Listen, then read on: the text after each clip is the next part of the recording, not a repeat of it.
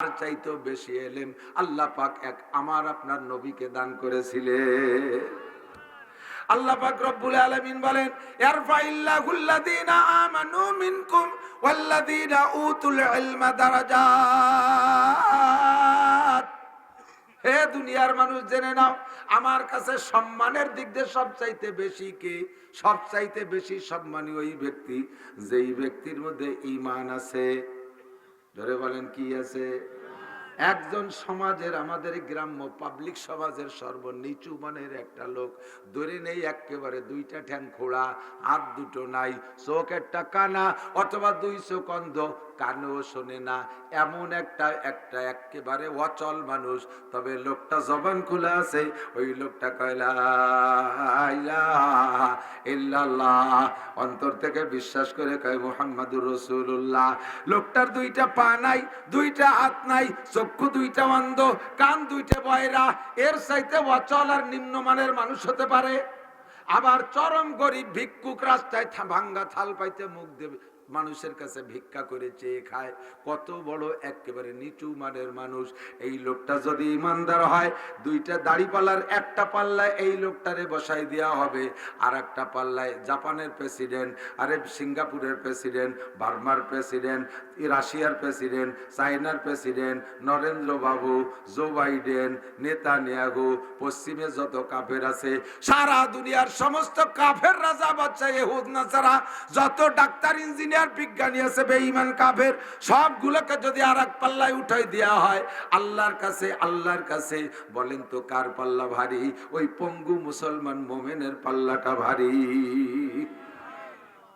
ইমানের দাম আল্লাহর কাছে এত বেশি, ডাক্তার ইঞ্জিনিয়ারের কোনো দাম নাই যদি ইমান না থাকে।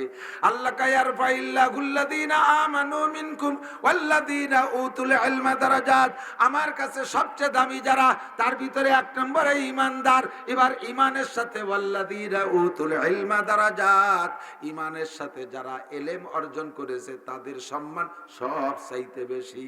যে যত বড় ইলমের অধিকারী, যে যত বেশি ইলমের অধিকারী, তার সম্মান তত বেশি। এবার এলেম কাকে বলে?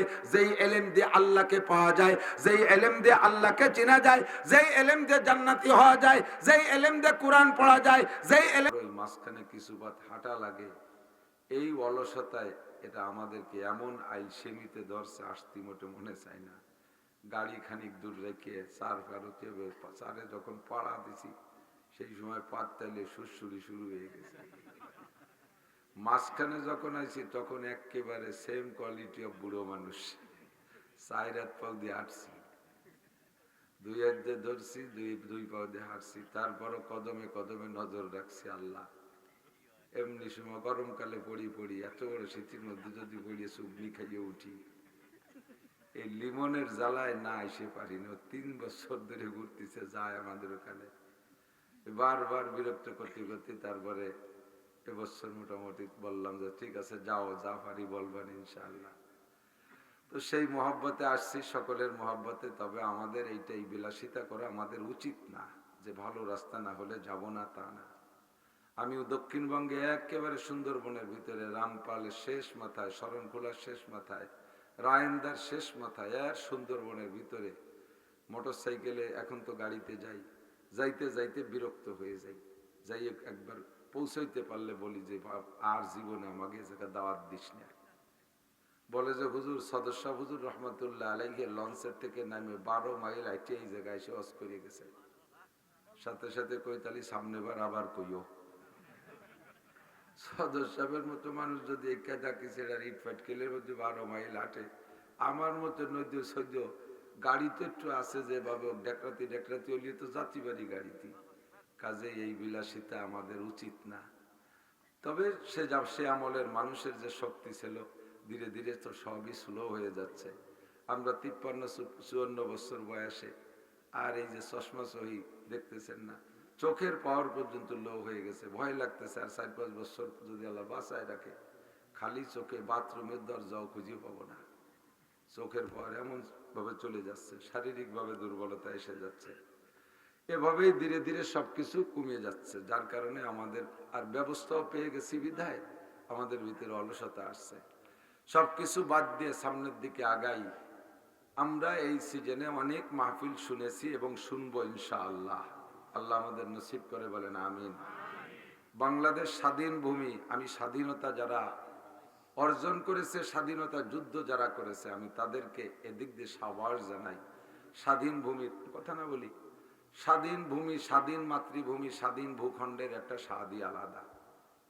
আমি রাজার বাড়ি বেড়াইতে গেলাম, ওই বাড়িটা আমার জন্য স্বাধীন না, ওখানে পরাধীন, ওখানে বাথরুমটাও আমি চিনি না। এক গ্লাস পানির দরকার, তাও আমার চাইয়ে খাইতে হয়, ঠিক না? এজন্য আমাকে ও বাড়ি যত টাইম থাকতে দেওয়া হবে অশান্তি লাগবে, ঘুরে ফিরে নিজের সেই ছাপড়া কুড়িয়ে ঘর যা আছে সেই দিকই মন টানে, নিজের বাড়ি যাই। ও জায়গায় একটা স্বাধীনতাই আলাদা। তো দুই পাকিস্তান মিলে, এটাও পাকিস্তান ওটাও পাকিস্তান, বড় ভাইরা আমাদের উপর একটু প্রেশার বেশি দিয়েছে বিদায় তৎকালীন মুরব্বীরা এই স্বাধীনতা অর্জন করেছে লড়াপিটা কইরা। তবে স্বাধীনতার অনেক স্বাদ আমরা উপভোগ করতেছি। যেমন তন্মধ্যে একটা, যে কোনো জায়গায় ইচ্ছা করলে আমরা মাদ্রাসা করতে পারি, সরকারি কোনো বাধা। যে কোনো জায়গায় ইচ্ছা করলে আমাদের নিজস্ব জায়গায় আমরা মসজিদ বানাইতে পারি, যে কোনো মুহূর্তে আমরা মাহফিল করতে পারি। সরকারি কিছু বিধি নিষেধ, নির্বাচন ইত্যাদি থাকে, সেগুলো নিষেধের মধ্যে পড়ে না। ওটা আমাদেরও বিবেকে বলে যে হ্যাঁ এ সময় মাহফিল না হওয়াই উচিত। বাকি সবসময় আমাদের জন্য ফিল্ড খোলা আছে। বিশাল ময়দানে দাঁড়িয়ে ঈদের নামাজ পড়তে পারি, জানাজার নামাজ পড়তে পারি, টুপি, দাড়ি, পাগড়ি, জুব্বা, ফরজ, অজিব, সুন্নাত সব ইবাদত গুলো আমরা ওপেনে খোলামেলা করতে পারি কি পারি না? কোনো বাধা আছে নাকি আমাদের? এটা আমাদের স্বাধীনতার একটা অর্জন।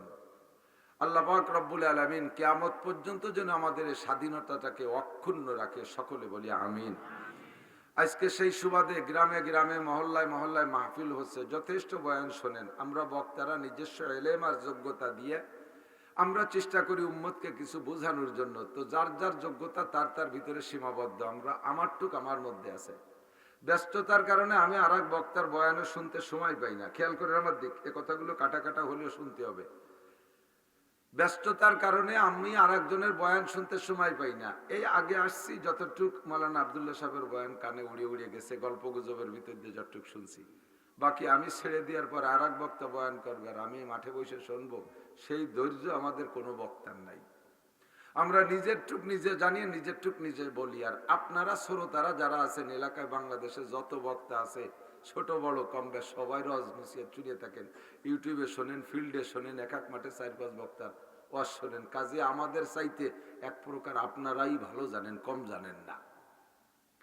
জাননেওয়ালা যথেষ্ট আলহামদুলিল্লাহ। তবে যে পর্যন্ত জানি, এ পর্যন্ত যদি মানি আর আমল করি তাহলেই জিন্দেগি ধন্য, ঠিক না? জানারও দরকার আছে, তার চাইতে বেশি দরকার মানার। এবার মানতে হলে আবার জানতে হবে, মানতে হলে জানতে হবে। যে যেমন জাননেওয়ালা তার মর্যাদাও তেমন। আল্লাহ নবী বলেন আফাওকা কুল্লি, আল্লাহ পাক বলেন আফাওকা কুল্লি যি ইলমিন আলিম। সব জাননেওয়ালার উপর দিয়ে একজন বড় জাননেওয়ালা আছে। সৃষ্টি জগতে যত জাননেওয়ালা আছে ফেরেশতারা খুব জানে। হযরত জিবরিল আলাইহিস সালাতু ওয়াস সালাম 104 খানা আসমানি কিতাবের আলেম। কন্না সুবহানাল্লাহ। কোন ফেরেশতা জিবরাইলের চাইতে বড় আলেম না। আমার নবী 104 খানা আসমানি কিতাবের আলেম। এরকম বহুত বড় বড় আলেম যত সৃষ্টি জগতের ভিতরে আছে, সবার চাইতে সর্বোচ্চ বড় আলেম কে? আফাওকা কুল্লি যি ইলমিন আলিম। সব জাননেওয়ালার উপরে আমার আল্লাহই সবচেয়ে বড় জাননেওয়ালা। আল্লাহর পরে যত জাননেওয়ালা আছে, যত আলেম আছে, শিক্ষিত আছে, তার মধ্যে সর্বশ্রেষ্ঠ মুহাম্মদুর রাসূলুল্লাহ সাল্লাল্লাহু আলাইহি সাল্লাম। নবীদের মধ্যে সর্বপ্রথম নবী আদম আলাইহিস সালাতু ওয়াস সালাম। মানুষের মধ্যে সর্বপ্রথম মানুষকে একটু বলেন না কে? আমাদের পূর্বপুরুষের নাম কি? পূর্বপুরুষের নাম কি? আদম আলাইহিস। একেবারে সর্বপূর্বের মানুষটার নাম কি? আদম আলাইহিস সালাম। আর ডারউইনের পূর্বপুরুষের নাম কি? বান্দর লানাতুল্লাহি আলাল কাযিবিন। ডারউইনের পূর্বপুরুষ হলো বান্দর। সুবহানাল্লাহ না নাউজুবিল্লাহ। আল্লাহ হেফাজত করুক, বলেন আমিন। আদম আলাইহিস সালাতু ওয়াস সালামের চাইতে হাজার হাজার গুণ বেশি জাননেওয়ালা আমার নবী। সেই আদম আলাইহিস সালামকে বানাইয়া আল্লাহ তাআলা সমস্ত ফেরেশতাদেরকে তার কাছে হার মানায় দিয়েছে। জানা আছে না? সব ফেরেশতাদেরকে উপস্থিত করিয়া দুনিয়ায় আদম থেকে নিয়ে বরঞ্চ দুনিয়ার শুরু থেকে নিয়ে আদম পর্যন্ত এবং কিয়ামত পর্যন্ত যত যা কিছু সৃষ্টি হয়েছে, যত আবিষ্কার হবে, এই মোবাইল ক্যামেরা ট্যামেরা যা, এই সব কিছু আল্লাহ তাআলা আদম আলাইহিস সালামের সামনে প্লেস করছে। এবার আল্লাহ পাক বলেন আম্বিনি বিআসমাই হাউলা। আদম একটা একটা করে নাম বলো তো। শুরু করছে আদম আলাইহিস সালাতু সালাম, বড় থেকে বড়, ধীরে ধীরে নিচের দিকে আস্তে আস্তে আস্তে আস্তে যত সৃষ্টি আল্লাহ পাক করেছেন, যতগুলো সামনে ছিল একে একে সবগুলোর নাম বলে দিয়েছে।